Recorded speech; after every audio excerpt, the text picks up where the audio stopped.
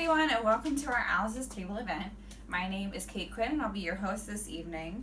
Before we get started, I'll tell you a little bit about Alice's Table and why I chose to be an event host with Alice's Table. So Alice's Table is a lifestyle brand that does flower arranging events like the one we're about to do. The whole point of Alice's Table is to deliver lifestyle to you, because who has time in their busy life to do DIY everything and learn about flower arranging? So we bring it to you by hosting these wonderful events where you can have a cocktail, hang out with some friends at a nice restaurant, and learn the art of flower arranging. I decided that I wanted to become an Alice's Table event executive because I had gotten a bachelor's degree in art, and I knew that I wanted to use that artistic background to work with flowers, but I didn't really know how I was going to do that. When I found out about Alice's Table, I found out that I could combine that love of creativity, particularly with flowers, and also with working with a really great community of women and building them up. So that's why I love Alice's Table. So we are going to go ahead and get started. If you take out your apron that's in your vase right in front of you. So in your vase you have your apron, your clippers, and your rose strippers. So take the apron and put it on. And I'm just going to ask that at the end of the event, you return your apron. All right, put this all together. And then just give it a little tie in the back.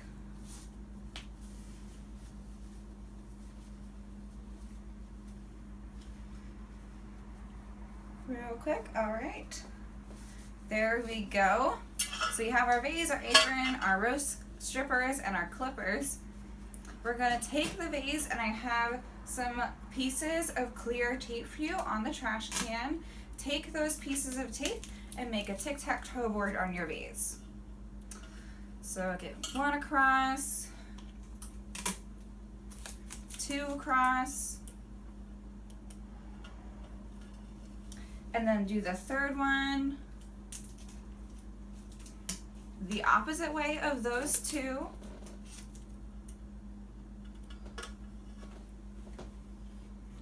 And then finally your fourth one.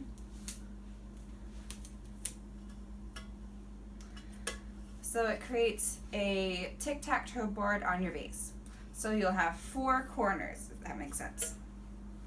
Next, what you're going to do is take your green water pitcher and pour your water in the vase. Be careful so that it doesn't spill over. Make sure you pour in the holes. Oh, I just did it right now so that it doesn't spill over the vase. There is some flower food in here, professional grade flower food. You always want to make sure when doing arrangements, when doing water-based arrangements, that you use lukewarm, warm water. We usually say baby bath water temperature. The reason is that with lukewarm water, the flower is going to preserve its bloom. If you use warm water, the bloom is going to open. If you use cold water, it's going to shock the bloom, shock the flower, and it's not going to work. Plus, the flower food won't dissolve in cold water. All right, so there we go. We have water in our vase. The next thing we're going to do, what you always want to do first with whatever arrangement you're doing, is to start with a base of greens. So the first green we're going to do is our ruscus.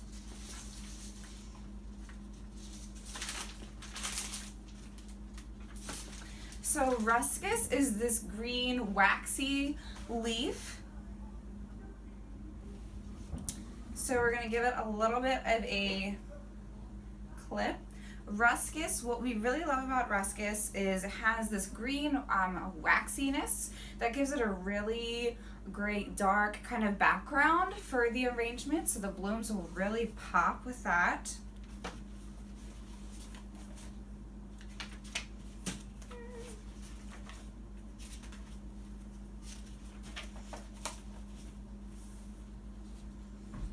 It's really great in wood arrangements because since it's so waxy, it won't deteriorate and breed bacteria like many other plants would. It's also really great in garlands because it doesn't need so much water, so it can hold up in arrangements like that don't need to be watered.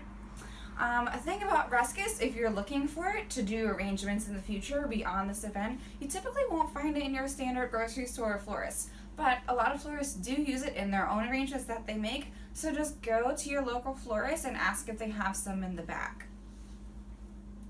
And then a little fun fact about the Ruscus, there's a variety in the mountains of Azerbaijan, I think is how you pronounce it. And what's interesting about that variety is that it has changed very, very little from its from its primitive form that was centuries ago. So go ahead and clip your Ruscus, 45-degree angle snip. And just go ahead and put some in to your vase. There you go.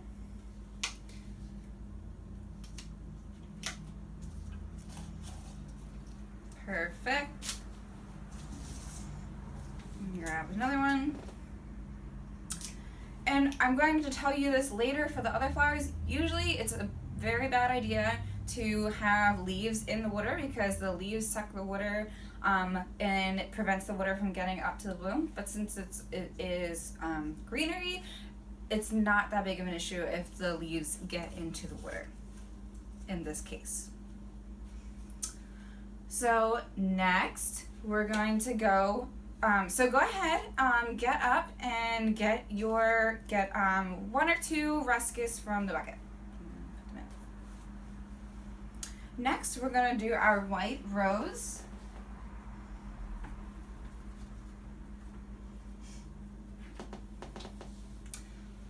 So here is the white rose. The rose is classic, it's romantic, so many people's favorite flowers. As Shakespeare would say, a rose by any other name would smell as sweet, so it's very popular, very lovely. The rose is, again, you're going to want to place it in warm water to get it to open quickly. Lukewarm water will preserve the bloom. Roses do not like extreme temperatures, so never put a rose in really cold or really hot water. With roses, you can tell it's fresh if you just give it a little squeeze at the bud, and you'll know it's fresh if it's firm. If it's a mushy rose, that's not good. You don't want it. And the reason is because that means that it's closer to dying, which means it's going to breed bacteria in the water, and that's going to infect your other flowers. Bacteria is the worst enemy of the cut flower. So we're going to go ahead and strip the rose of its thorns and leaves because no one wants to get pricked, and then we also don't want the leaves sucking the water from the rose. So take your rose stripper, put it around the top-ish of the stem, and then close it around the stem. You don't want to close it too tight because then you might end up breaking the stem, but just give it a little tug and do this over the trash bucket. All right, so now you have a nice clean rose. The next thing about a rose, real quick, you might notice that sometimes there are these like green tinted, maybe a little bit not as fresh looking petals on the outside of a rose. It doesn't mean that the rose is bad. Those are actually called guard petals. They are meant to protect the rose. So just give them a little squeeze, pull them off into the trash bucket, another little squeeze, into the trash bucket, into the trash bucket. And then by pulling off those guard petals, it'll actually help the bloom to open up. So go ahead and give the rose a 45-degree angle snip over the trash can and then into the vase.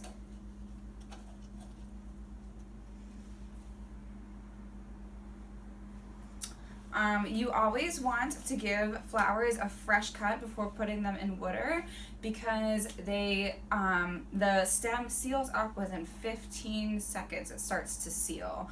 So always give it a fresh snip so that it's able to drink up that water so that it blooms properly. So go ahead and get 5 roses. We're going to strip them and put them in the vase.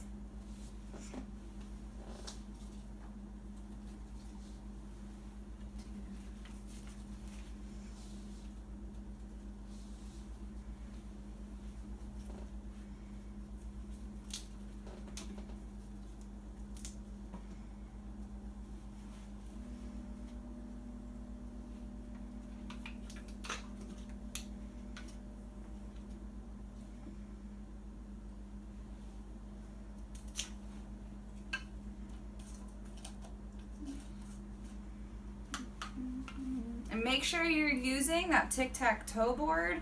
It's really helpful. It keeps all of the flowers in place instead of making them kind of fall over the place. You can just put them in between those little spots.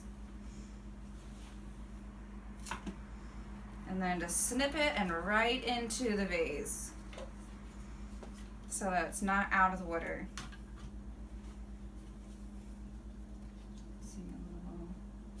Rose clipper again, that one's pretty okay.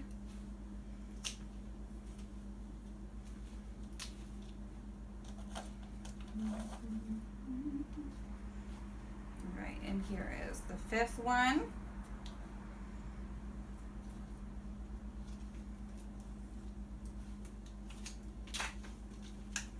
There you go. Those guard petals again.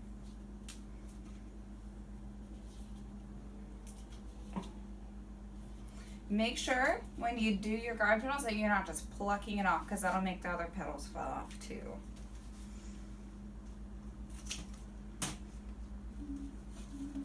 Alright, so now we have our 5 roses in. So the next flower we're going to do is our hydrangea. We have these green hydrangea. Hydrangea are great in arrangements because they're so big. They make a really great full base for an arrangement, making it look more full, more put together.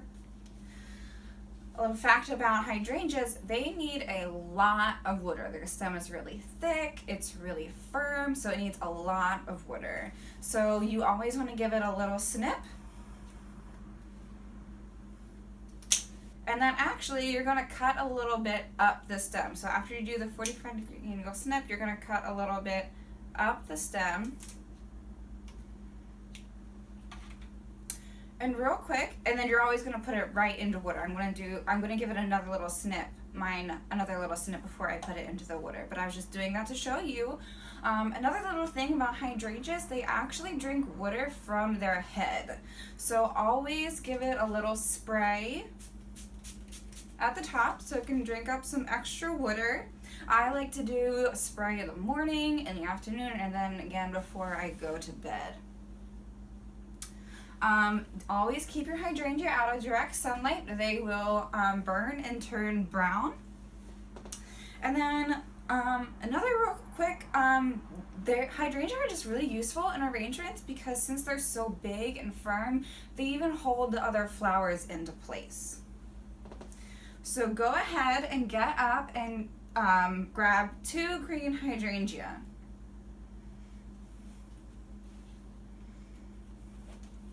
And again, make sure you always have leaves cut into the bucket that are lower on the stem so that they're not underwater, so that they don't suck the water away from the flower. So I'm going to go ahead and give it a little snip, and then a little snip upwards. I'm going to go ahead and stick it right on the outer edge here. There you are.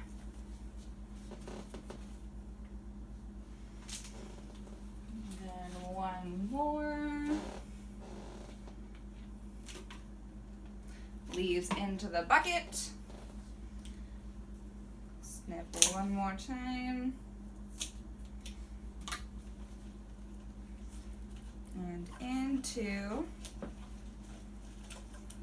You also want the head of the hydrangea to be close to the lip of the vase because it is part of the base of the arrangement.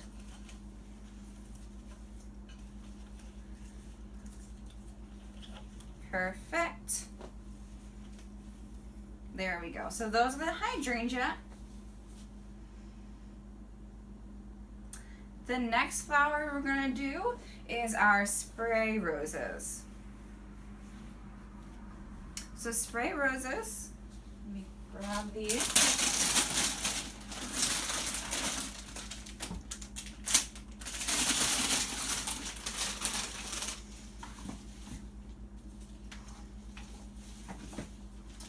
So spray roses are interesting because they have several blooms off of one stem. So that's really great because you can either snip the individual roses and use several different individual ones, or you can use them as a cluster to make it look a little bit more full.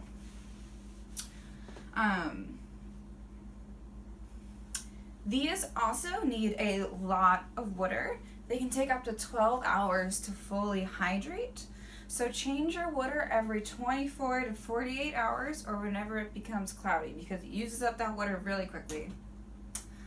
These are also really great for corsages just because they do come in clusters on a single stem, so they're really useful in corsages, boutonnieres, other like small scale arrangements. And these you're also going to want to keep away from any direct sunlight, drafts, or excessive heat because they too will burn and turn brown. So just like with our other roses, you're going to take your rose strippers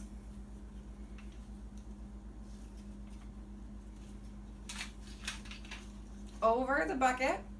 You have a clean stem now. And then you're also going to want to go ahead and get rid of those guard petals for these roses too. So again, pinch at the base so the bloom can go ahead and open up. There you are. And we have some beautiful pink spray roses coming out, and they're going to open up and be absolutely lovely in your arrangement. Again, remember, when you're doing arrangements in the future, to use warm water, and that'll make the blooms open even faster. Getting rid of the guard petals just helps them open even more.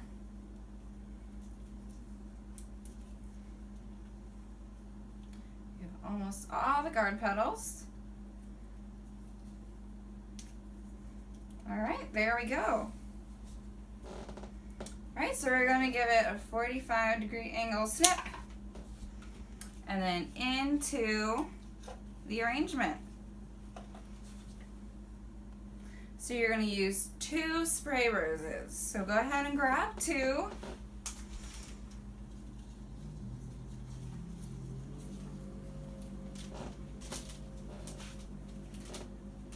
Go ahead and use these strippers again. Make sure you do that over the bucket. It just helps with cleanup. Otherwise, we have leaves all over the place. Remember, if you ever have any questions about anything, feel free to go ahead and ask me. I am more than happy to answer any questions you have. Get the guard petals first. And also, at any time during the event, please feel free to keep ordering any cocktails, any food, anything you like. Don't feel like you're interrupting anything.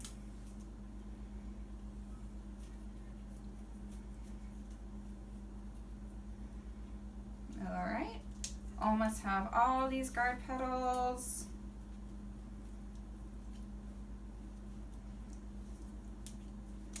So much fun hanging out with you guys. Alright, just a couple more.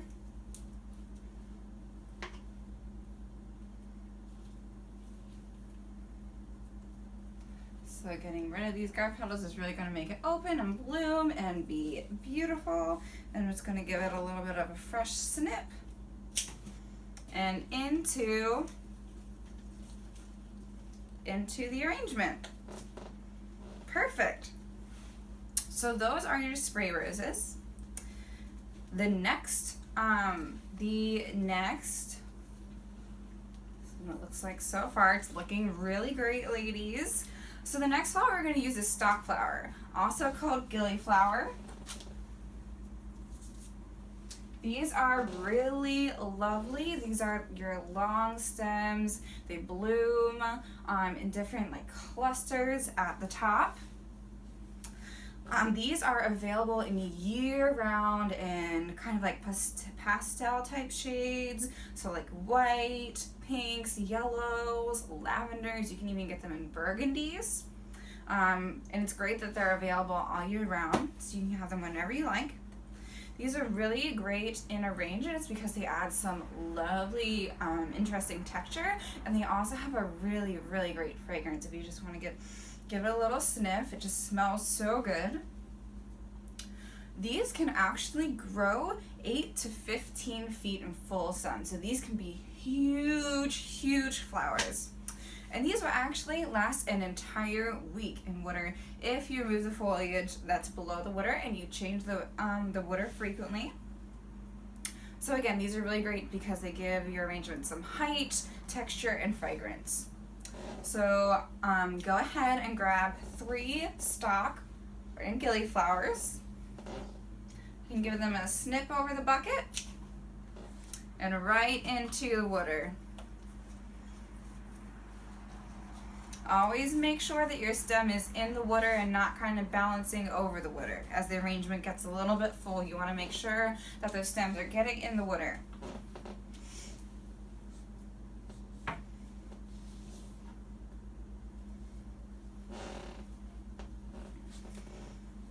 so 2 more. Another little snip.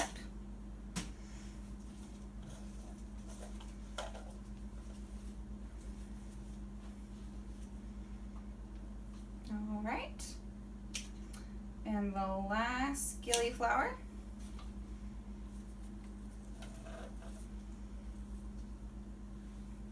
All right, and you can kind of move these around to your liking. If you decide that you want to move them around a little bit, feel free.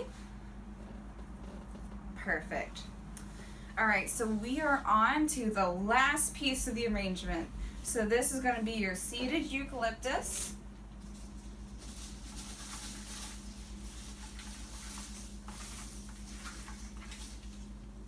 Here we are. That smells so good. I love using eucalyptus in arrangements because it just has an amazing scent to add to any design. It also is really interesting because of the texture it adds, and it has some really great, like movement. It almost makes it look like the wind is kind of going through your bouquet, which is really cool. You definitely want to keep the eucalyptus away from direct sunlight, drafts, or excessive heat, because that'll definitely kill your eucalyptus. Some uses for eucalyptus oil include, you can use them in cleaning solvents, you can use them in cough drops, and even dyes for silk and wool. What's really interesting is it won't dye it green, and it'll dye it color anything from like a sunshine yellow to a burnt orange, which I just think is really cool that it doesn't make it green, because eucalyptus is green. But you obtain the oil is by steaming and distilling the leaves. And this is also really cool. It can grow up to 200 feet. So this can be a huge, huge, huge plant.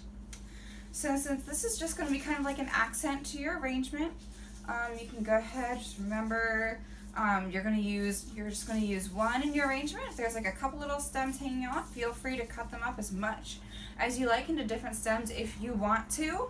But otherwise, just go ahead, give it a little snip over the trash can.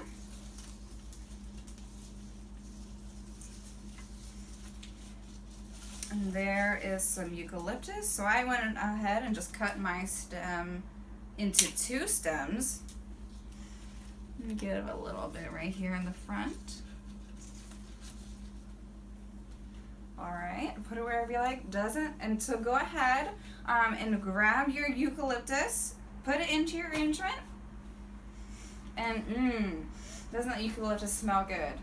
And there you have it. Here is our white sand arrangement. Just gonna go ahead and take this one. Alright, and there you have it, ladies. You did it. You designed your first floral arrangement. Now you can go ahead and go home, take the tips and tricks you learned to make as many floral arrangements as you want. I would really, really love if you want to go ahead. I have a clipboard that I'll pass around. You can put your email on so you can be added to my email list. We're also going to take a few pictures if everyone doesn't mind staying. And then just to let you know, I also do private events. So I can do events like bridal showers, birthday parties, baby showers, bachelorette parties, just your summer garden party, whatever you want to do. If you're interested in a private event, let me know and I can go ahead and send you an email after this event. So I'd love to go ahead and get to chat with you a little bit more about that. Thank you all so much. You can follow me on Instagram and Facebook, and I'll post pictures from the event there so you can go ahead and get them, share them with all your friends. Thank you, ladies, so much. I hope you have a lovely rest of your night.